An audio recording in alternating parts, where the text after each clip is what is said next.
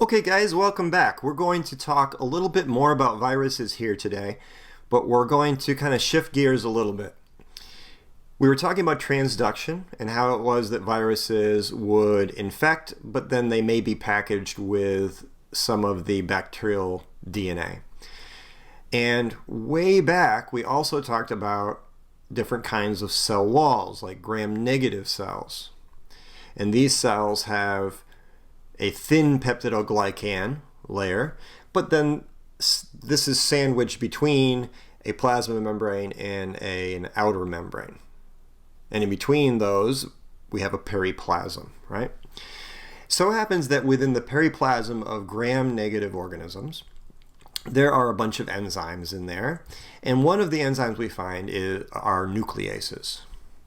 And one of the main functions of these nucleases is to protect bacterial cells, in this case a gram-negative cell, from viral DNA, from the insertion of viral DNA that would be ultimately the end for that bacterial cell, right? Because it's going to kill the cell perhaps. So there are a bunch of enzymes called nucleases which are going to be able to cut down foreign DNA as a virus is trying to infect the cell. It's protecting the cell. It's a kind of part of its immunity, right, when it comes to a bacterium. And we know a lot about these nucleases now. Some of them we know are exonucleases, and they chop down the DNA from the ends of the DNA, of a linear piece at least. We have endonucleases that cut on the inside, and a lot of these endonucleases, they are very specific about the sequence of nucleotides that they recognize when they cut. And some of them are called restriction enzymes, which is a good name, right? It's restricting the entry of foreign DNA. Now you might say, well, enzymes that break down DNA, this is not good for the bacterial cell because it could break down their own DNA. And there's kind of a twofold answer as to why that doesn't happen. One is a lot of these enzymes are in the periplasm, and that's not where the bacterial genome is. A second one is that a lot of times you'll find that the bacterial DNA is tagged with methyl groups, with CH3 groups that protect the cell from cleavage by these restriction enzymes. All right, so a little more about how these restriction enzymes work, at least the endonucleases. Here we see that there's a certain sequence being recognized by a restriction enzyme, and this sequence is GAATTC, right? And on the other side you see quite the opposite. It's always like this. The other side you have GAATTC. Now, in this case, the restriction enzyme is recognizing the sequence, and it is cutting with a jagged cut like this, okay?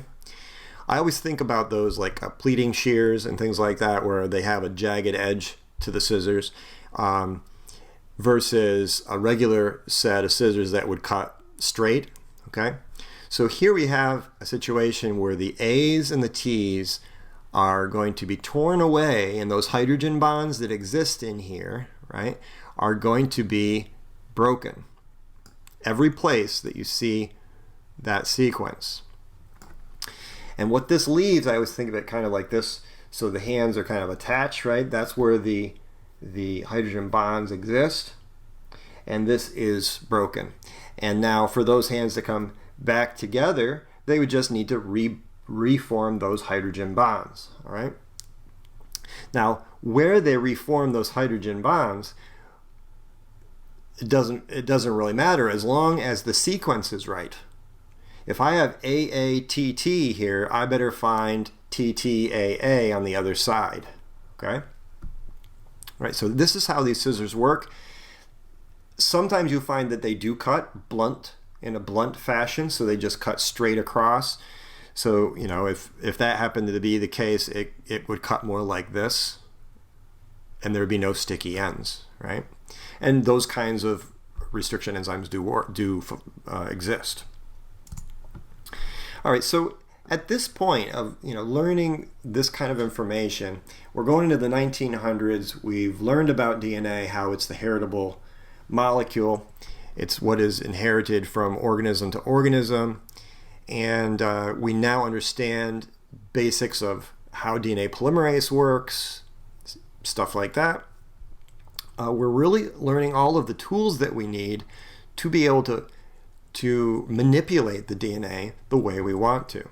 So this is where we'll talk about some biotechnology and recombinant DNA. We have been practicing biotechnology, the use of our knowledge of living things to produce products for millennia, okay? This idea that our knowledge in bio, our knowledge in the science, this study of living things is going to be applied and used as a tool to produce certain products, okay? So examples of less sophisticated forms of biotechnology might be if you say, okay, I'm going to have this particular cow mate with this particular bull, right? Or I'm going to take and I'm going to pollinate this particular flower of this crop plant with the pollen from this other crop plant. And this will introduce certain genes and therefore the characteristics and the phenotype of those two organisms are going to combine, right? And so you get the characteristics you want in the offspring. The difference here with recombinant DNA technology is that we can have much more specific and more powerful ability to move the specific genes we want from one place to another. So we can insert or modify the genes to produce the desired proteins. Now this gets a lot of people on edge. I mean, you probably know plenty of people, and maybe you yourself have some real concerns over GMOs, genetically modified organisms, right? Some of the products you see when you walk into any grocery store. But let's say you walk into Wegmans and you see all this beautiful produce. Well, many of those products wouldn't be there if it wasn't for the modification of some of the genes in those plants that produce them. And what I believe kind of lends to some of the kind of people get a little scared about those kinds of things is that they don't really understand what's going on behind the scenes. So we want to remember that as we talk about recombinant DNA and this ability to move genes around, that it's okay to have scientific knowledge, but then it's how you use that knowledge that is also important, right? To give you an example, nuclear power gave rise to the atomic bomb and has killed lots of people in our past. But it also has given us the knowledge to produce energy and to heat homes and to do a lot of other really amazing things. So let's keep that in the back of our minds when we're talking about biotechnology. Okay, cloning. This idea of cloning and gene cloning gets some people on edge, but let's really learn some of the nuts and bolts behind cloning. Okay. Here we have a bacterium with its own bacterial genome, right? The chromosome. And a plasmid is inside there. We've learned about plasmids. And let's say I want to learn more about a particular gene that happens to be, let's say, in a human cell. Okay, so over here on the other side we have some human DNA. We isolate that human DNA from maybe a blood sample or a mouth swab. And if I want to study the human DNA using the bacterium, all I have to do is come along with one of those restriction enzymes and make sure that I understand where it cuts. And I could cut up that DNA, cut the plasmid in one particular spot using that restriction enzyme, and then mix them in a tube. And if I mix them in a tube, well, the sticky ends of these linear pieces from my DNA of interest could hybridize, they would call it, when these hydrogen bonds come together, could hybridize, and I might find that I have lots of these little pieces from my DNA of interest that will get stuck here in the plasmid. Now all I have to do is mix the plasmid and transform bacteria. Okay, so transformation would occur, and we would have bacteria that we would call recombinant bacteria that would contain a variety of these plasmids containing a variety of these pieces of the DNA of interest. Now, what am I going to do with these genes of interest that happen to be in this bacterium? The sky's the limit. It depends on what that gene happens to produce, right? If that gene happens to produce a product that protects plants from pests, let's say, I might introduce that to my crop and protect that crop so that I can feed the population, right? If that product happens to be an enzyme that breaks down oil or some kind of other toxic waste, I could use it in that manner. So I'm going to grow up, let's say that's E. coli, and I'm just going to have the E. coli churn out that enzyme, one particular enzyme, and I could apply that to clean up a waste spill. I could have it produce enzymes for cleaning of my clothes, right? Some of you might purchase detergent with enzymes in them. Well, this is how they got there. We isolated the enzymes from bacteria where we introduced the gene for making that enzyme. And finally, we could actually make human growth hormone, insulin, any number of products that would help someone, a patient, in the medical field. So the sky's the limit when it comes to this biotechnology and recombinant DNA technology. So let's get a little more specific here with how this is working. So here we have a similar picture from chapter 12 in your book, and it's showing the plasmid that we're going to work with and the foreign DNA. Now, before we do anything, we have to make sure that there is a strict restriction enzyme that will cut in a very particular spot. And it would only cut the plasmid once. And you can see here that the sequence is GGATCC. And it cuts in a jagged fashion like this, giving us some sticky ends, right? These G's, A's, T's, and C's want to come together with C, T, A, and G, if they possibly can. I would also restrict the foreign DNA with the same restriction enzyme.